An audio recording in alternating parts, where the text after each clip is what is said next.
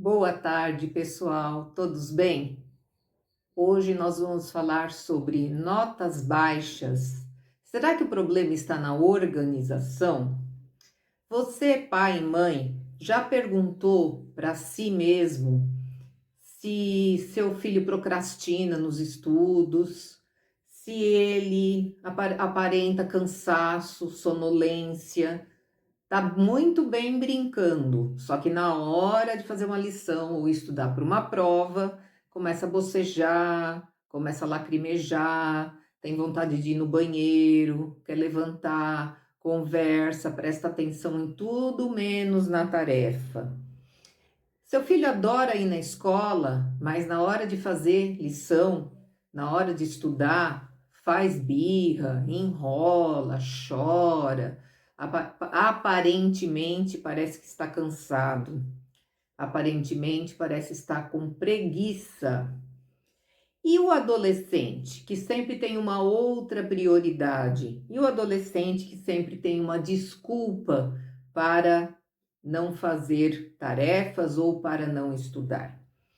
Nós estamos agora no meio do ano, encerrando em algumas escolas o trimestre ou bimestre, outras estão na metade do trimestre, e isso é importante deixar claro que é um período bom para iniciar essa observação.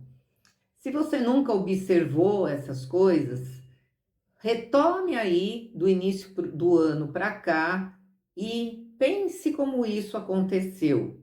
Os boletins estão saindo ou sairão em agosto, e aí as notas não estão tão boas nas avaliações mensais, nem nas avaliações bimestrais ou trimestrais. Então, é um momento de correr atrás para não ter que correr atrás do prejuízo lá em outubro e aí achar que poderia ter feito de outro jeito, né? Ou deixar que a criança fique de recuperação, ou o adolescente fique de recuperação, sendo que se antes você conseguiu perceber no seu filho algumas dessas características, há tempo de se verificar. Meu nome é Lúcia Helena, eu sou neuropsicopedagoga clínica e institucional. Eu trabalho na área da educação há muitos anos, com clínica há quase 16. Realizo também palestras, cursos livres e faço supervisão de casos para psicopedagogos recém-formados. Trabalho muito com as famílias, mesmo porque dentro do consultório esse trabalho precisa ser feito em paralelo com a família e com a escola. Então, o que eu gostaria de começar falando com vocês hoje? Eu recebo normalmente nas buscas dos pais, das mães, normalmente são as mães que me buscam, as seguintes questões. Eu queria saber o que está acontecendo com meu filho, porque ele é muito lento para fazer a tarefa de casa. A escola encaminhou para ele fazer uma avaliação, porque ele é desorganizado. A mesa dele é uma bagunça, o entorno dele é uma bagunça, material espalhado no chão. Muitas vezes ele não consegue localizar a página do livro em que eu solicito, né, o professor dizendo, eu solicito que seja feita a tarefa. E às vezes ele não encontra nem o livro, outras ele nem trouxe o livro. Então a escola muitas vezes encaminha essas crianças porque elas não têm organização, elas não conseguem ter uma ação contínua e planejar os próximos passos, uma ação de cada vez. E principalmente quando são várias coisas que precisam ser realizadas ao mesmo tempo, essa criança não consegue dar conta. Aí a escola encaminha, muitas vezes já conversou com os pais, já observou essa criança, mas acha necessário fazer esse encaminhamento. Então, o que eu tenho a dizer? Isso pode ser um simples problema na questão de ensinar o seu filho a se organizar. Ensinar desde o começo, desde cedo, desde sempre. Ou isso podem ser sintomas de uma dificuldade de aprendizagem maior ou de transtornos do neurodesenvolvimento. Porém, como que nós vamos conseguir verificar isso para que isso não seja empurrado com a barriga e a criança sofra consequências mais lá na frente? É fundamental que os pais entendam que desde cedo eles podem e devem ensinar os seus filhos a fazer pequenas tarefas, a cumprir pequenas rotinas. Quanto mais cedo a criança aprende a se organizar, aprende a realizar algumas coisas dentro de casa, com mais facilidade ela fará as coisas que são encaminhadas pela escola. Ela participará das rotinas escolares com mais facilidade. Então, vou citar aqui alguns exemplos. Uma criança de 2 anos já consegue levar o seu pratinho, seu copinho, seu talher, que normalmente é de plástico, para cozinha, tirar da mesa e levar para a cozinha. Essa criança já consegue ajudar os seus pais a guardar os seus brinquedos. Aliás, é um período muito bom para ensinar. A criança nesta idade, ela tem pouco tempo de atenção. Então ela quer brincar com um, brincar com outro, brincar com outro, e aquela montanha de brinquedo fica espalhada na sala ou no quarto. O ideal é disponibilizar brinquedos aos poucos, para que ela também possa usufruir das características e das estratégias que cada brinquedo oferece.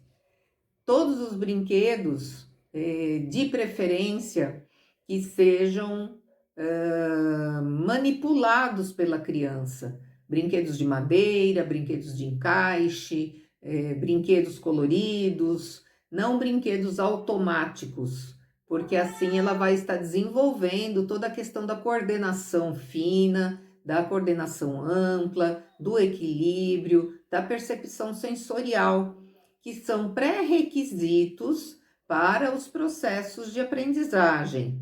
Então, quando a família se propõe a brincar, ensinar a guardar, ensinar a fazer certas coisas, e não fica com pena da criança, mas ela é tão pequenininha, coitadinha, né? Deixa que eu faço, deixa que eu faço, deixa que eu faço. Aí a gente vai acabar tendo problemas com esse deixa que eu faço. Quando a criança for mais velha, ela não vai querer fazer, porque você sempre fez para ela como mãe ou como pai. E não ensinou, ou se ensinou, não deu a oportunidade de fazer. Crianças mais velhas, com 4, 5 anos, já podem estar tomando banho sozinha, começar a fazer a sua higiene, né, após o número 2, sozinha, óbvio, com supervisão. Tudo que eu digo aqui é sempre com supervisão. É deixar fazer o que a criança já aprendeu.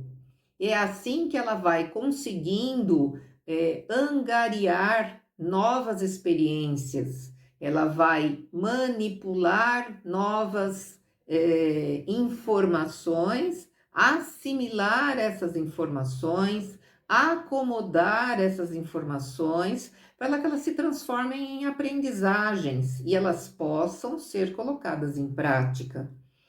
Então, a higiene é uma das coisas que às vezes a criança com 7, 8 anos ainda não está sabendo tomar banho direito, ainda não sabe fazer a sua higiene direito, ainda não sabe escovar seus dentes direito. E é uma coisa que ela já poderia ter aprendido lá atrás.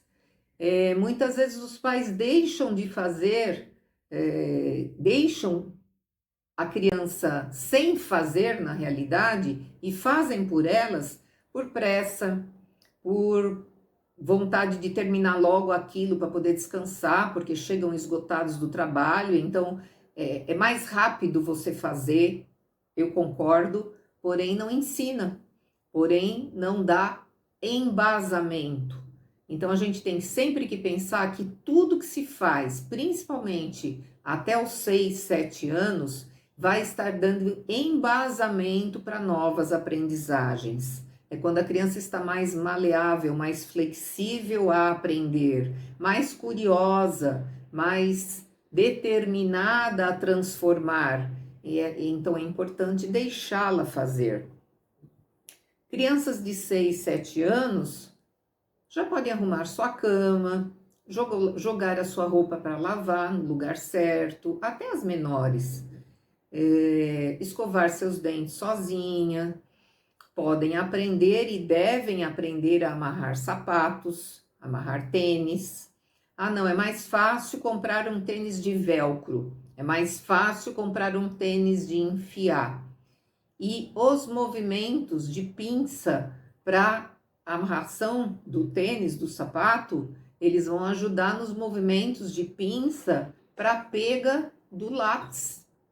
Então, se o dedinho tá frouxinho, não tem força para dar o nó, ele não vai ter força para apoiar e escrever, porque ela vai estar num processo já de pré-alfabetização com 5, 6 anos. Então, veja como é importante tudo isso, tanto para o desenvolvimento neuropsicomotor, como para angariar bagagens que vão fazer com que a criança esteja pronta e preparada para novas aprendizagens. É importante dizer também que o fazer junto, além de ser prazeroso, ele ensina o como fazer. Então, como fazer, por exemplo, amarrar o tênis, como tomar banho, como escovar os dentes, como fazer uma tarefa de casa. Então, este como vai trazendo para a criança rotinas. E essas rotinas, sendo feitas em parceria, elas acabam se tornando naturais, leves, organizam a vida de fora para dentro e de dentro para fora. O pensamento da criança vai se desenvolvendo de forma mais organizada, sabendo que existe um passo a passo para tudo, sabendo que existe uma prioridade para as coisas. E assim, quando chega lá na adolescência, a prioridade em semanas de entrega de trabalhos, leitura de livros, simulados, provas, não é ficar no videogame, não é ficar nas séries até tarde, a prioridade é outra.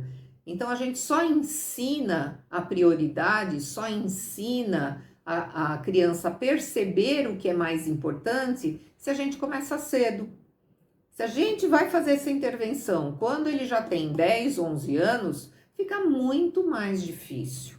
Ele não tem esse hábito, ele não criou, esse filho não criou esse hábito. Então, para introduzir um hábito fora daquilo que ele está acostumado, vão haver problemas de relacionamento, vão haver problemas de ordem hierárquica até, discussões, enfim. O que a gente precisa evitar é que a rotina seja desagradável.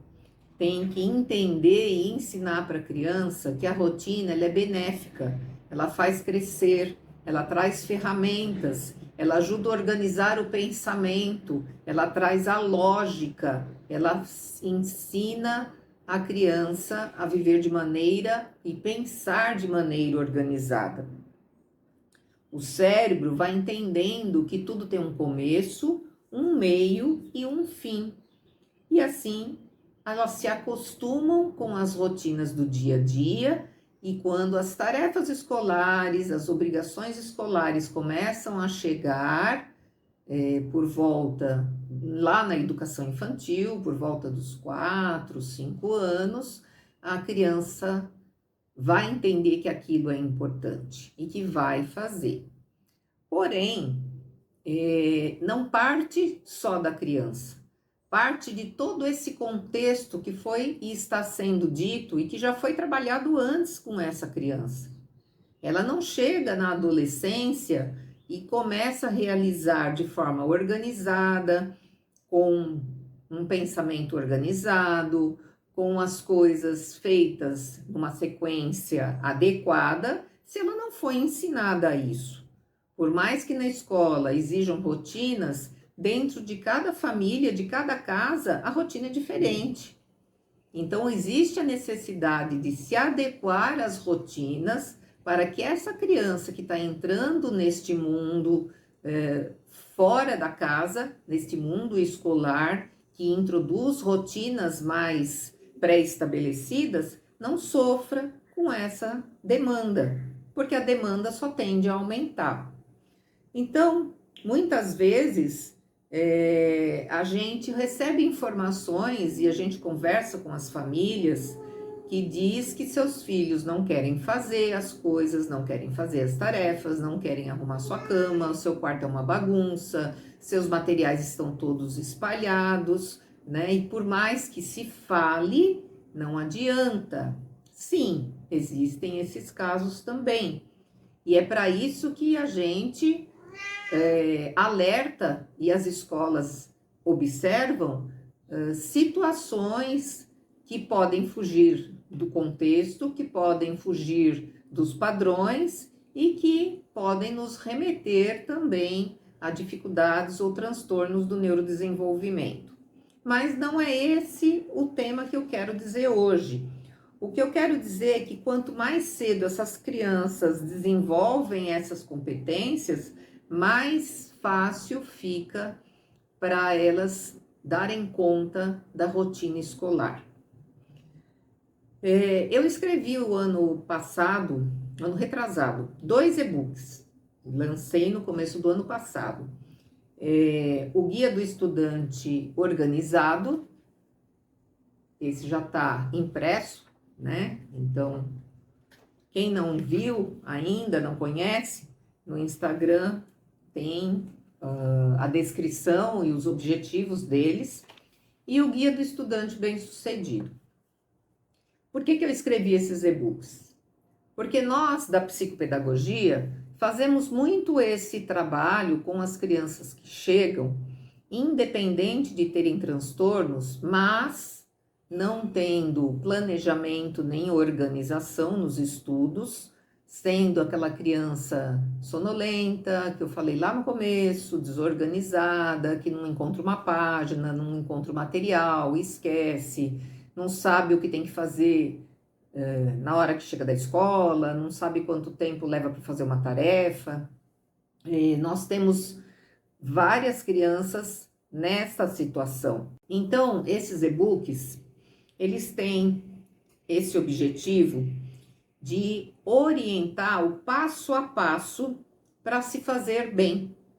E dá para começar a trabalhar com crianças do 4º ano. E dá para se adequar até alunos do ensino médio. Mas como assim, Lúcia? Você adequa a mesma estratégia para alunos de 4º ano e de ensino médio? Às vezes sim.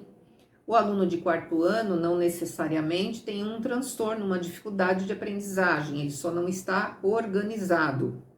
Ele ainda não aprendeu a se organizar. E muitas vezes o aluno do ensino médio pode ser portador de um TDAH, de um TEA, uma dislexia, e isso contribui para que ele não tenha no seu contexto do dia a dia uma boa organização de estudos, uma boa estratégia, um bom planejamento.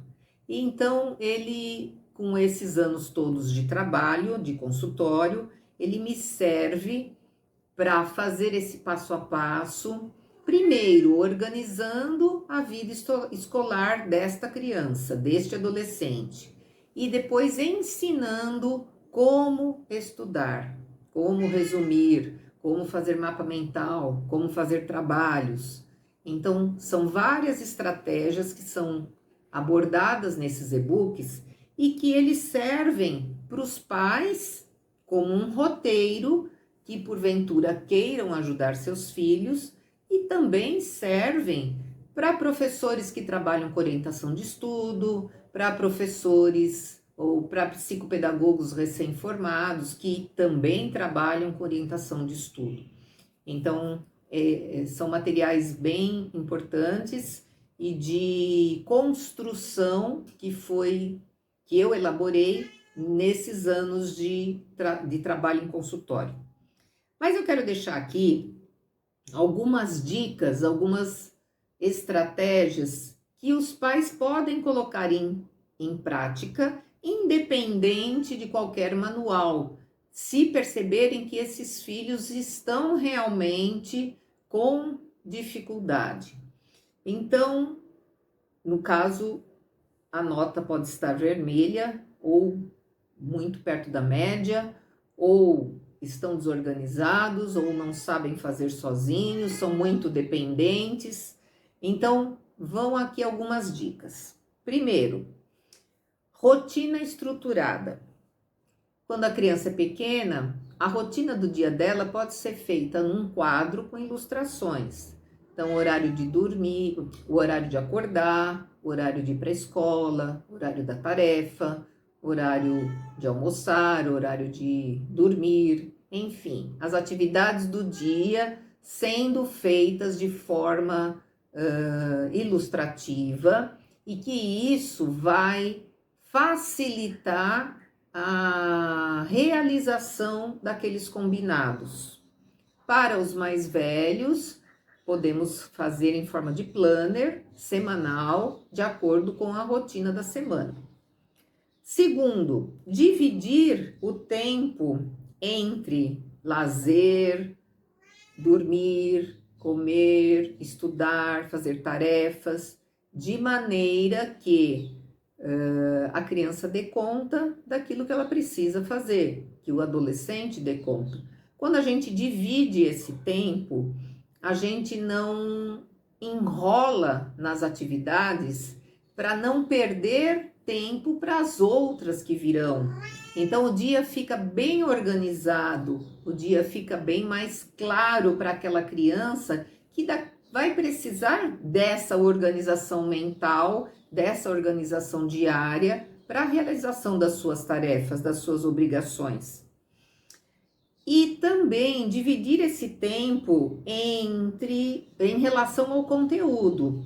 Por exemplo, aqui no e-book, e é muito difundido também nas redes sociais, no YouTube, a técnica Pomodoro. Ela tem a característica de dividir o tempo de estudo por períodos. Então, você vai focar naquele estudo 25 minutos, vai parar 5, vai focar mais 25, vai parar 5. Nesses 5 minutos de parada, não é para ir ver um final de uma série, entrar no WhatsApp, ver as mensagens ou ir para as redes sociais. Esses 5 minutos é para o cérebro dar uma descansada, para dar uma respirada e aí poder retomar. A técnica Pomodoro está bem melhor explicada no e-book e também, como eu disse, existem vídeos ensinando e é bem interessante vocês assistirem, tá? Ajuda bastante na divisão do tempo, não só para as atividades escolares, para as tarefas de casa, como também para as nossas atividades profissionais. Porque muitas vezes a gente fica horas dentro de um contexto, focado num trabalho específico e parece que ele não rende. Por que será que ele não rende? Porque nós não ficamos no mesmo tanto de horas exatamente concentrados. A gente se perde em pensamentos, a gente para ver o celular, a gente fala com a gente atende uma ligação e aí não funciona. Então nós temos que perceber qual realmente é o nosso tempo de foco, de concentração e utilizar a técnica Pomodoro de acordo com aquele tempo que nós possuímos. E isso depois a gente trabalhando com a criança no consultório ou percebendo que o tempo dela aumenta de acordo com a idade, esse tempo pode ser adequado. Então, essa é uma informação bem importante, porque muitas vezes os pais mandam o filho para o quarto para estudar, o filho fica 3 horas no quarto, quando ele sai, ele fala, já estudei. Mas ele realmente ficou estudando 3 horas? Ele conseguiu ficar atento 3 horas? Ele absorveu todo o conteúdo que ele tinha que absorver durante essas 3 horas? Isso foi possível? Quando vem a prova, ou o resultado daquele trabalho que ele está fazendo, a nota não condiz com o tempo do esforço depreendido. Então, é necessário perceber que nem sempre um tempo longo com os livros abertos significa aprendizagem, tá certo? Outra coisa importante, é bom também já ensinando algumas estratégias de estudo para essa criança lá do 4º, do 5º ano, porque a demanda no 6º ano aumenta bastante, cada professor tem uma estratégia diferente para ensinar, e cada professor vai cobrar de uma forma diferente, e cada matéria tem uma maneira diferente de ser aprendida. Então, é necessário saber que só ler não é a melhor estratégia, que só responder questões também não é a melhor estratégia. Existem várias estratégias que eu abordo no e-book e que eu utilizo também no consultório, nos atendimentos, que já podem começar a ser ensinadas para as crianças. As escolas, por exemplo, vão ensinando a grifar partes mais importantes de um texto. Isso vai fazendo a criança perceber que aquele é um assunto principal. Depois, vão ser grifadas alguns pequenos detalhes que podem ser considerados um assunto secundário. E aquilo que não foi grifado não precisa ser utilizado. Para que serve isso? Para interpretar, para fazer resumo, para fazer trabalho, para você poder estudar aquilo que realmente se destaca naquele texto e que serve como material para isso, para estudo. Essa estratégia de resumo, essa estratégia de interpretação, a gente também ensina nos atendimentos e eu também coloquei nos e-books. É muito importante que os pais façam isso em casa. Comecem a estudar com os filhos, mas comecem a dar autonomia. Estejam na supervisão, mas não sentados ao lado o tempo todo. Estejam na supervisão, olhando o que está sendo feito, mas deixando a criança pensar. Muitas vezes a criança pergunta e o pai já dá a resposta. A mãe já diz o que é. Elabora aquela pergunta de uma outra forma. Conta uma historinha ou cita um fato que vai remeter àquele conteúdo. Não deixe a criança sem pensar. Estimule o pensamento. Estimule a verbalização do que ela está pensando a respeito daquele assunto, daquele tema. Ensine a criança a pensar. Não dê respostas prontas, porque quando você dá respostas prontas, as perguntas que são feitas nas avaliações, elas podem ser diferentes daquelas que estão no estudo.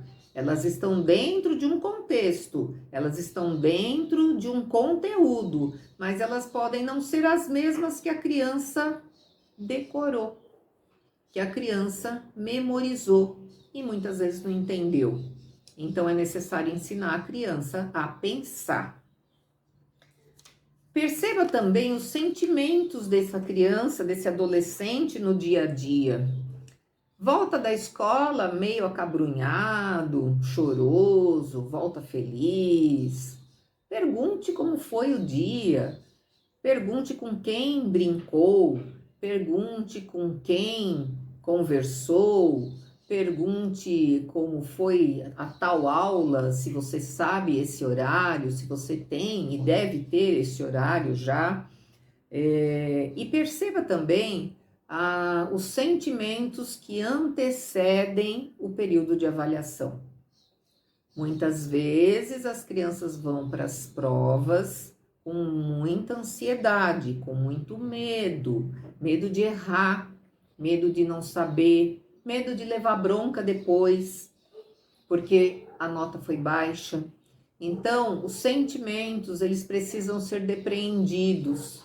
E com uma boa conversa diária, com uma boa conversa sobre como foi o dia, contando o seu, deixando ele contar o dele, isso vai trazendo uma cumplicidade maior e esse filho, essa filha, irá sempre usar os seus ombros e os seus ouvidos para dizer o que está acontecendo com ele na escola. Isso evita uma série de problemas, de baixa autoestima, de insegurança, de bullying, porque normalmente quem sofre bullying não conta, não fala e sofre calado.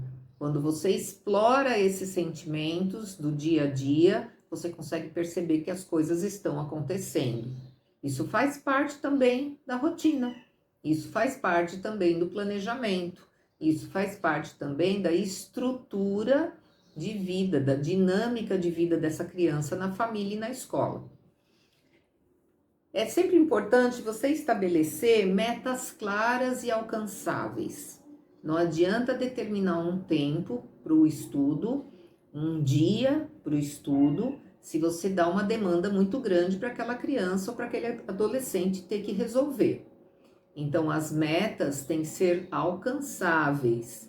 E os elogios, eles devem vir na medida dos progressos, não só esperar os resultados. Quando você percebe empenho, quando você percebe mudança de hábito, você percebe motivação, você elogia. É muito importante o filho ser elogiado pela mãe, pelo pai. É importante acompanhar as tarefas, olhar as agendas, ir às reuniões. Ah, eu tive muito compromisso essa semana, não tive como ir numa reunião. Então, conversar com a escola, se você já está percebendo essas características, se não está, se a escola estiver, vá ouvir o que a escola tem a dizer, porque o local onde normalmente se detectam dificuldades e transtornos do neurodesenvolvimento e da aprendizagem é na escola, porque as diferenças aparecem entre os pares. E aí o professor, a professora, a equipe pedagógica, eles têm muito mais informação para poder orientar esses pais, orientar as famílias a respeito do que fazer. Na realidade, buscar ajuda, buscar aulas particulares ou até uma avaliação psicológica, neuropsicológica ou neuropsicopedagógica. Então, quando houverem chamados e reuniões de pais, participem. Isso é muito importante para o filho. Vocês estão indo para saber como esse filho está. Ele está sendo valorizado nesse momento. Ele se sente feliz que tem alguém que se preocupa, que tem alguém que dá atenção aos seus afazeres escolares. É muito importante a participação dos pais nas reuniões escolares. Então, todas essas sugestões e muitas outras vocês vão encontrar nos e-books, vocês vão encontrar nos meus vídeos, nas publicações que eu costumo fazer, nos cursos que eu realizo de forma livre, né, nas palestras que eu realizo para pais, para educadores. Nós estamos sempre procurando orientar de forma prática, com uma linguagem clara e acessível. Eu não sei se vocês também sabem, mas é importante dizer que nós da área da psicopedagogia realizamos, né, como eu disse lá atrás, este trabalho de organização, planejamento, estruturação do ensino e de estratégias até para poder organizar este cérebro para conseguir intervir na parte cognitiva, para conseguir intervir nas funções executivas. Então, quando essa criança, esse adolescente apresenta aí algum transtorno do neurodesenvolvimento, essa parte de orientação, organização, planejamento, estratégia de estudo precisa ser feita também. É um trabalho bem importante e paralelo ao trabalho do treino cognitivo que se faz nas sessões de neuropsicopedagogia. No próximo vídeo, eu vou falar um pouquinho sobre diferenças entre dificuldades e transtornos de aprendizagem. Quais são as características das dificuldades de aprendizagem? Quais são as características de alguns transtornos de aprendizagem ou transtornos do neurodesenvolvimento que interferem na aprendizagem? Essa é a questão, tá? Porém, sintomas são muito parecidos. Vários sintomas são parecidos em vários transtornos. Por isso é necessário, quando a escola encaminha, é necessário realmente fazer uma avaliação para saber o que está acontecendo. Então, no meu próximo vídeo falarei sobre isso. E se você gostou, ficou comigo até agora, curte, faz algum comentário, alguma pergunta, se ficou alguma dúvida, estou pronta para esclarecer. Ativa o sininho, vamos fortalecer aí o meu canal, que ele só tem o objetivo de trabalhar e ajudar aqueles que precisam, orientar pais, professores, psicopedagogos, naquilo que eu puder, estarei sempre aqui, tá bom? Obrigada, tudo de bom para todos, até a próxima, tchau, tchau!